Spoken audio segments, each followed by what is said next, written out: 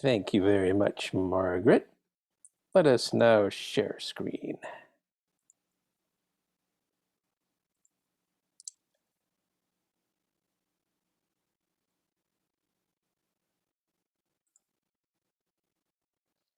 Very good. We seem to be moving smoothly.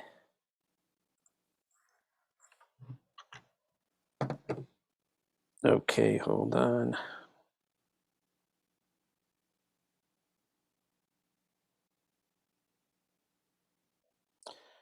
All right. Good evening and welcome. I have earbuds, and that's why it's not echoing. We're bypassing the speakers, and I'm trying to get used to hearing myself with earbuds. So I'm assuming the volume is okay. Today, we are going to continue learning about unification meditation, experiencing oneness with God by reciting the Shema. Spectacular stuff. And once again, Rabbi Kaplan is showing us how what we think is a prayer or a declaration of faith can itself be a meditation and was actually intended to be that. And we're also going to continue our study of mindfulness. Okay.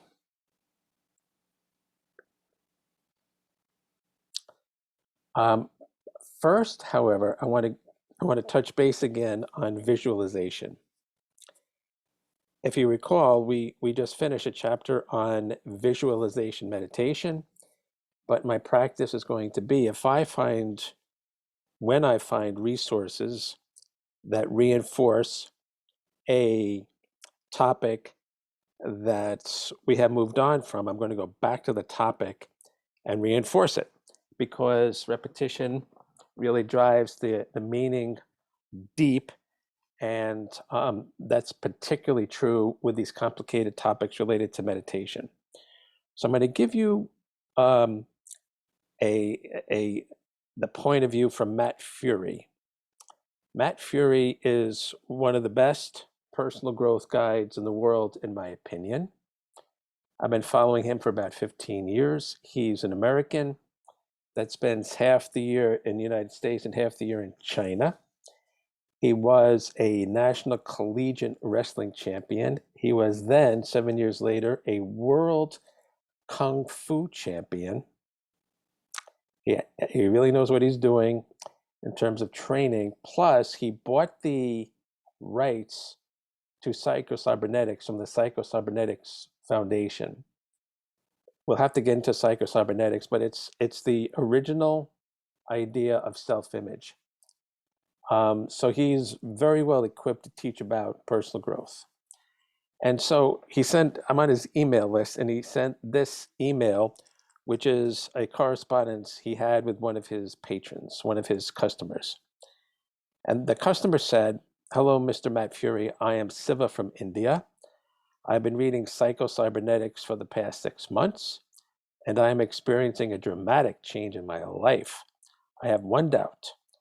What should be the time interval between visualization practice and relaxation practice?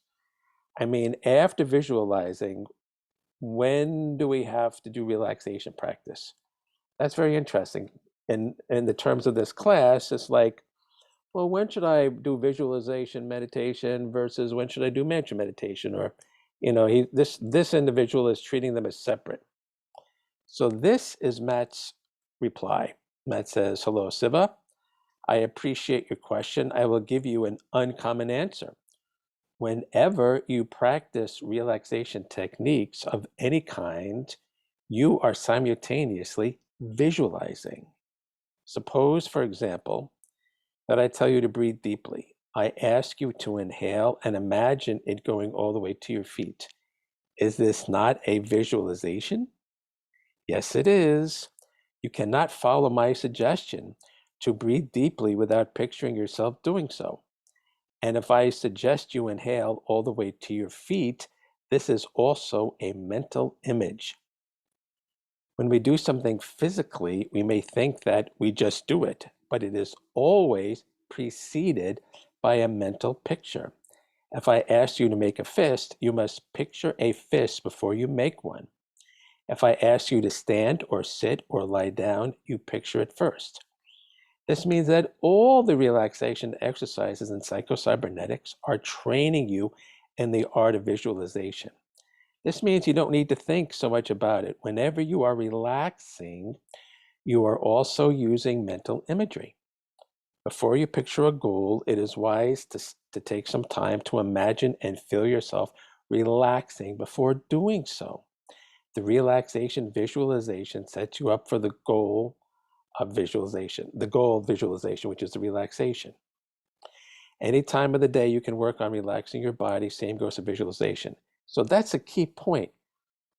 You are always visualizing. It's not like, well, now I'm going to visualize and then I'm going to stop visualizing and I'm going to do a mantra. You are visualizing yourself doing the mantra. Another example is when we do our meditation at the end of class, I'm running you through a visualization. You're starting with the top of your body. You're going through a check to find out points of tension. This is visualization. And then I'm telling you to focus on the breath coming in and out of your nostrils. You're visualizing your breath. So the point here is that we are always visualizing. I mean, even things so mundane as walking up the stairs. If you pay attention, if you're mindful to what you're doing, you're picturing yourself walking up the stairs. So this is so key. Visualization is so much easier than we think it is because we're always doing it. That's really important. So since we're always doing it, we really have a well-developed visualization skill already. So now the goal is to use the skill in more and more complicated and elaborate visualizations. But this is one area of meditation that we're really good at because this is how we function. And that's Matt's point. Very key for us. Very, very, very key. So next time you try a specific visualization meditation, be it a candle or an image in your mind or the letter Aleph, whatever it is, remember, hey, I can do this because I always visualize. That's how we function. And it can be fantasy, it could be this, it could be that, but we really have the skill. All right, so next week, I'm going to go back and reinforce mantra meditation with another resource I found. So good stuff. Okay, let us know. Look at the Shema.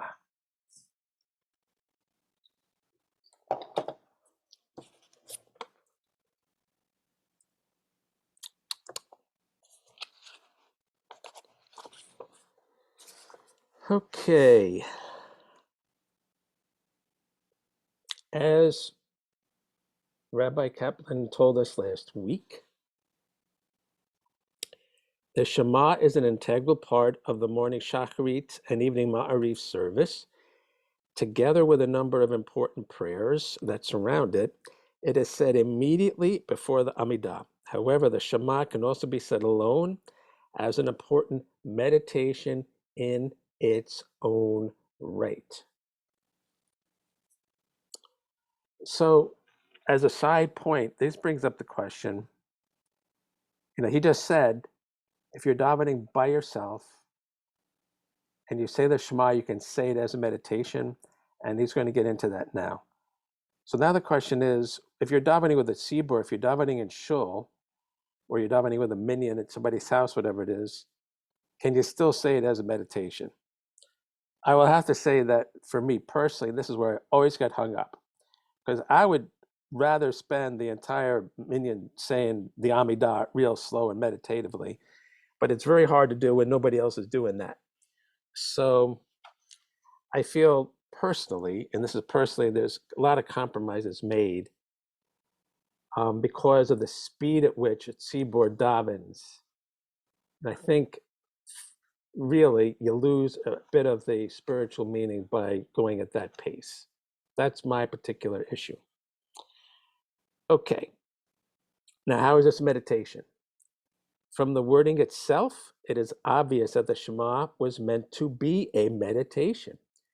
If the only significance of the Shema were to declare that God is one, then the opening words, listen, Israel, would be redundant. Meaning, you don't have to say Shema Yisrael. You just say, in a Shem Elokeinu, a Shem Echad. You just make that declaration. What's the significance of saying Shema Yisrael beforehand? The Shema itself is telling us to listen and hear the message with every fiber of our being. It is telling us to open our perceptions completely so as to experience God's unity. So, Rabbi Kaplan, in his very evolved point of view, is basically saying that when we say Shema to ourselves, it's an entire being, your entire being listening to what you're saying. So that would have to imply a few things. That would have to imply a certain mind-body connection. So you could activate your whole being to listen to what you're saying. It would imply an understanding of the words. It would imply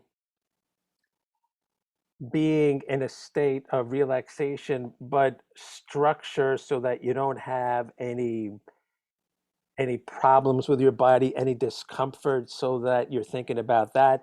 Because if you're thinking about, gee, my foot to sleep or whatever it is, or if you're if something else is drawing your attention, you can't devote your whole being. So this is a pretty powerful approach to saying the Shema. This is what he feels is meant when we say Shema. It is telling us to open our perceptions completely so to experience God's unity.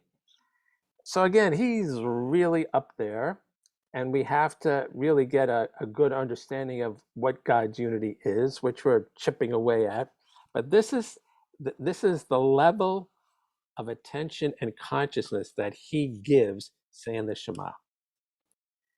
It is also significant that the name Israel is used in the beginning of the declaration. This name was given to Jacob after he wrestled with the angel on his way home from Canaan. According to the Torah, the name Israel means he who contends with the divine. Okay, so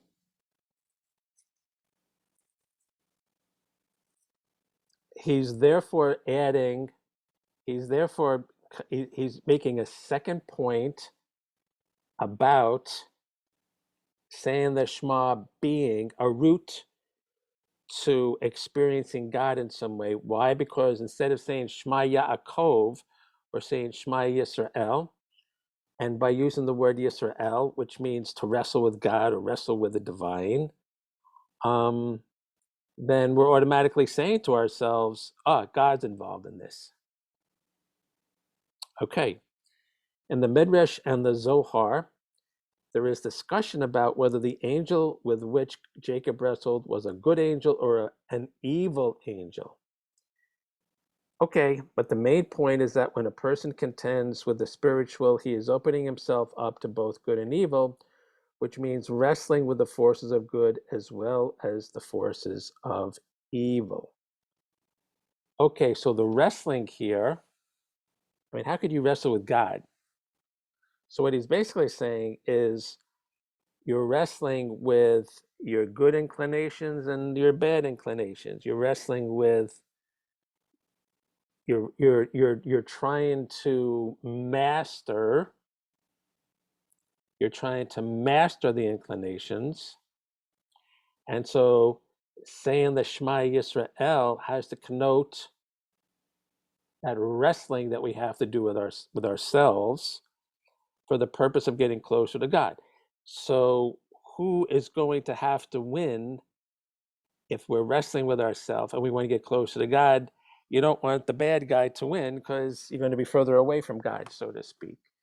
So he's using the idea that we want to get close to God as basically emphasizing that when we wrestle with ourselves, this is what the outcome's got to be.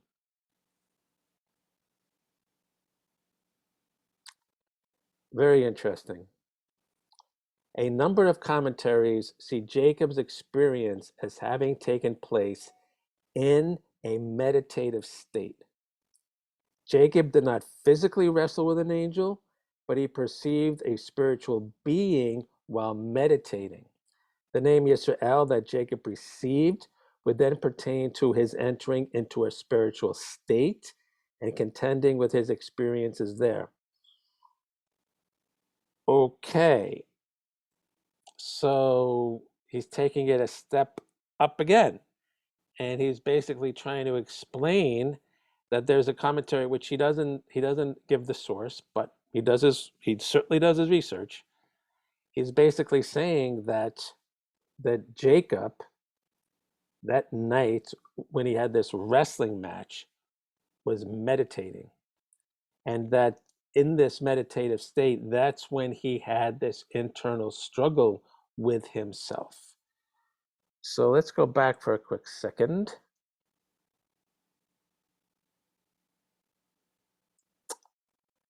Remember what we were talking about with Ruach HaKodesh or enlightenment, and the idea being that it's all about personal growth, working on yourself.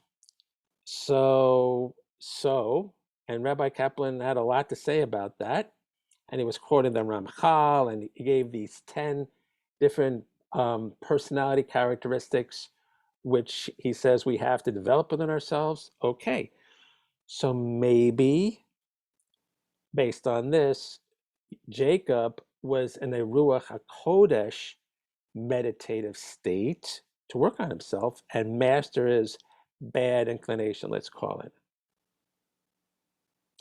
Rabbi Kaplan's not saying this right here in this particular text, but hey, he's already mentioned about how Ruach HaKodesh is all about that, so maybe that's what Jacob was doing. Wouldn't that be interesting? It is precisely when one is in a meditative state that one has contact with the spiritual on an intimate level. The Shema addresses itself to such a seeker and calls him by the name Israel. The Shema is addressing the Israel in each one of us. This Israel is the part of us that yearns to transcend the boundaries of the physical and seek out the spiritual. The Shema tells this Israel to listen, to quiet down the mind completely and open it up to a universal message of God's unity. However, the only time a person can listen perfectly without any interference is in the meditative state. Okay. Here is his clincher. Remember he said earlier that he wants us, that the Shema itself is telling us to listen and hear the message with every fiber of our being.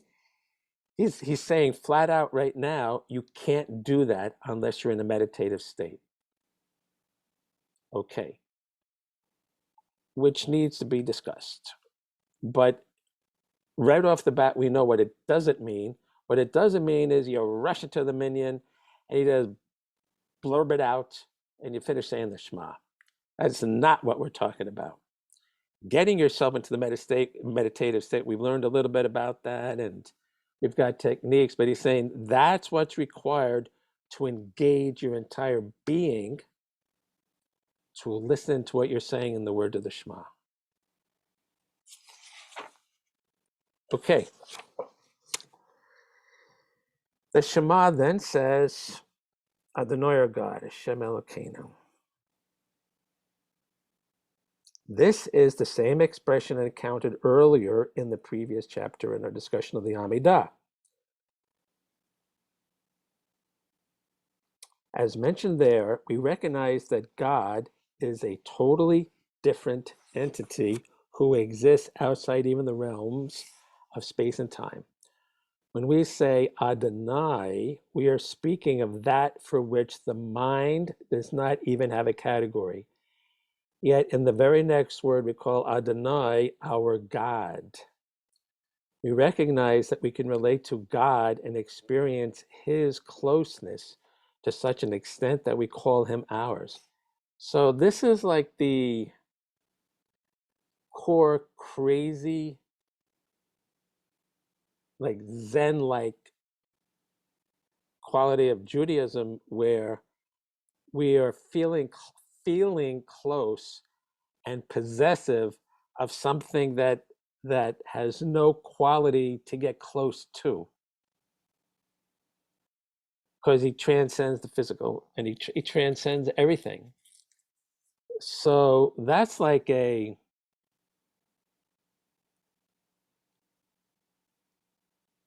affects the part of your brain which people typically don't use, to be able to reconcile that and not think it's crazy or not drive yourself crazy. We have this crazy ability to embrace physically the metaphysical. And that's what he's talking about. That's what we're trying to do here when we talk about getting close to God. So you can see what a wonder it is. And it's like part of our everyday life. What people do that? And you can see how unique it is and why so many people fall short. It's just so much easier to say, all right, well, we'll just pray to the moon, or we'll pray to whoever, you know, but to pray to the metaphysical being that we can't even comprehend that's us. Yeah, this is a very remarkable concept. We can think about the infinite and still call it ours. The fact that God allows us to call him our God is the greatest possible gift, which is another mind blower. So now he's basically saying that what he's basically saying is that God would correct us if we called something else our God. And that's like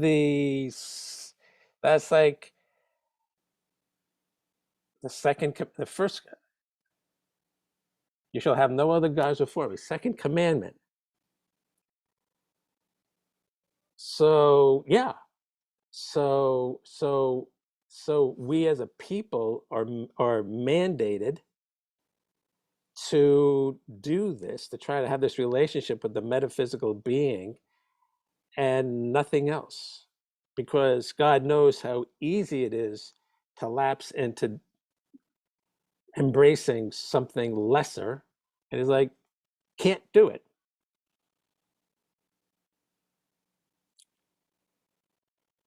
The Shema ends with Adonai is one, Shem Echad. Here we are saying that no matter how many different ways we experience the divine, they are all one and all have one source.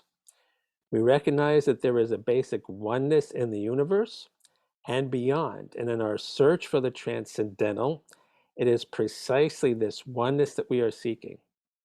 We see in God the most absolute unity imaginable, the oneness that unifies all creation.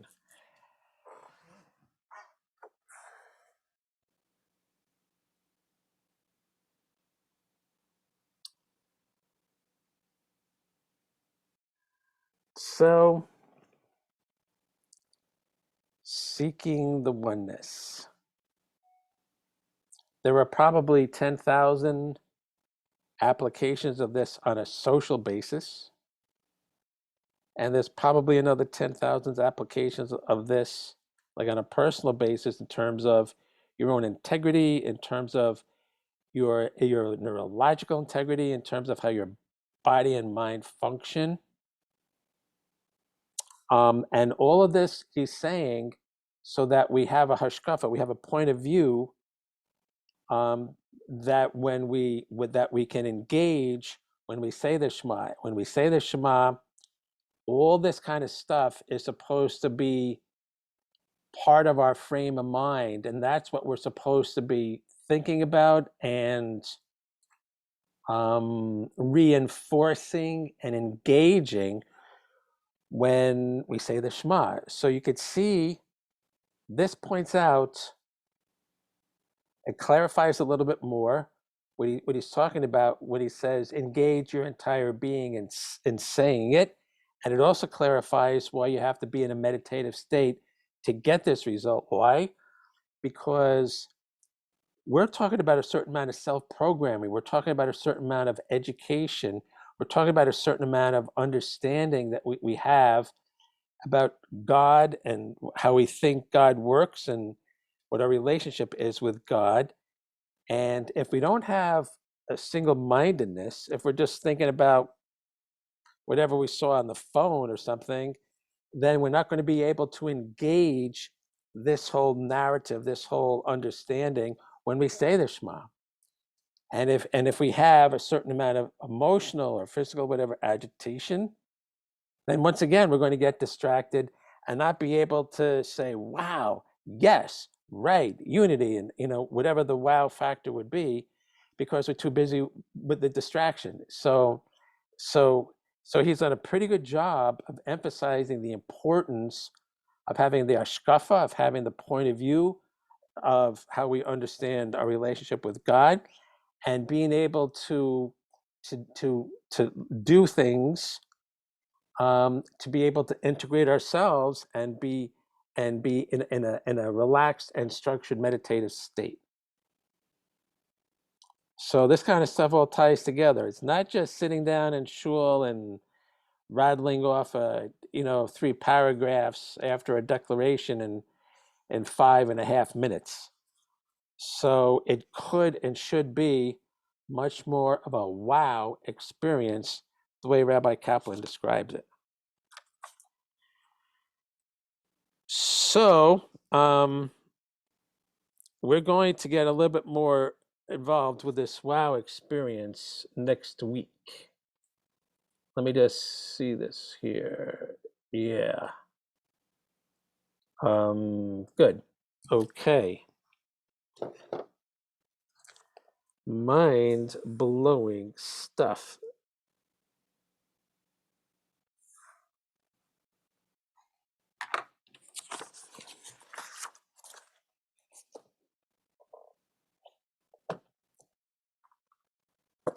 Let's see what Bhante has to say.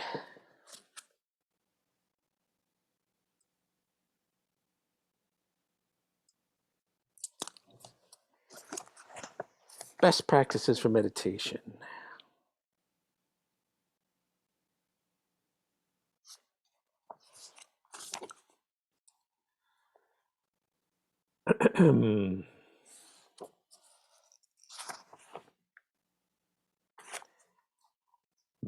Mindfulness bears the connotation of remembering. It is not memory in the sense of ideas and pictures from the past, but rather clear, direct, wordless knowing of what is and what is not, of what is correct and what is incorrect, of what we are doing and how we should go about it. Mindfulness reminds meditators to apply their attention to the proper object at the proper time and to exert precisely the amount of energy needed to do that job. When this energy is properly applied, a meditator stays constantly in a state of calm and alertness. As long as this condition is maintained, mind states such the called hindrances or irritants cannot arise. Okay. So when he says remembering, he's not talking about, oh yeah, remember what we did last Tuesday? He's talking about being mindful of your mission. I think mission is a good word here. And why is mission a good word? It's because we are instructed, we have certain mandates. We have to behave a certain way. We have to do certain things. Remember what your job is.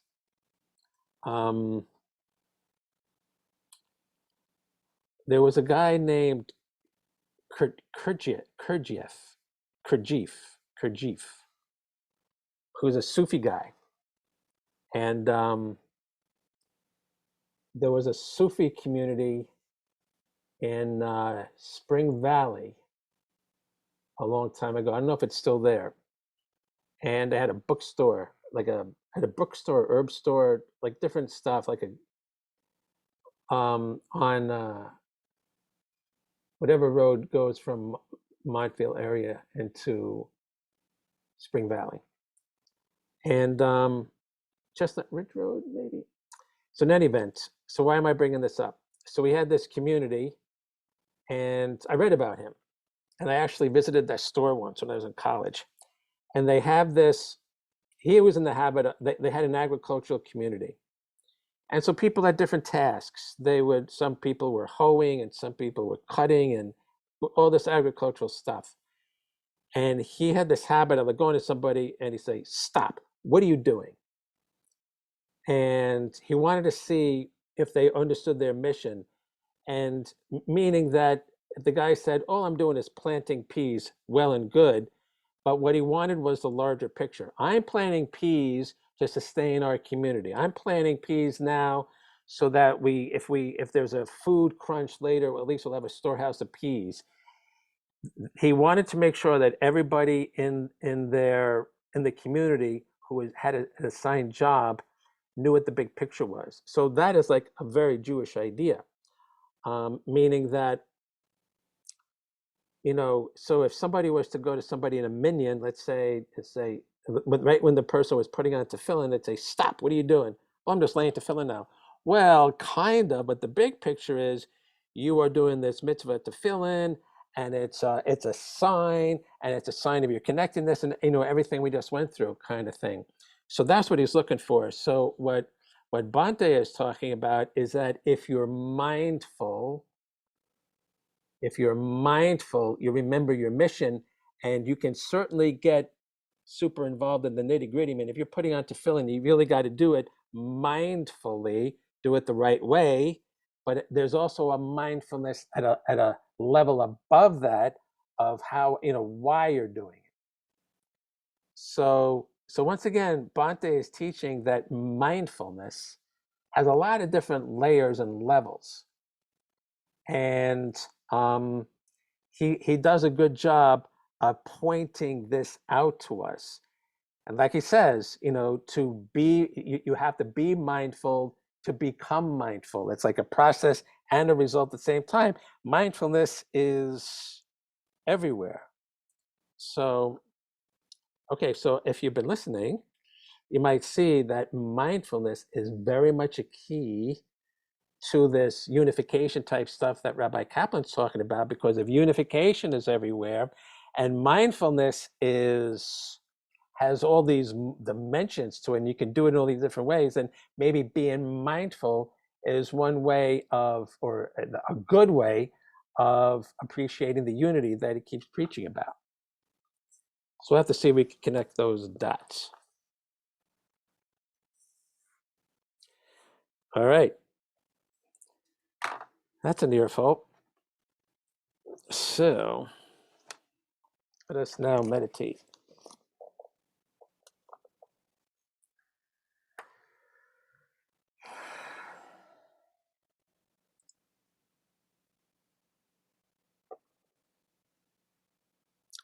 Mark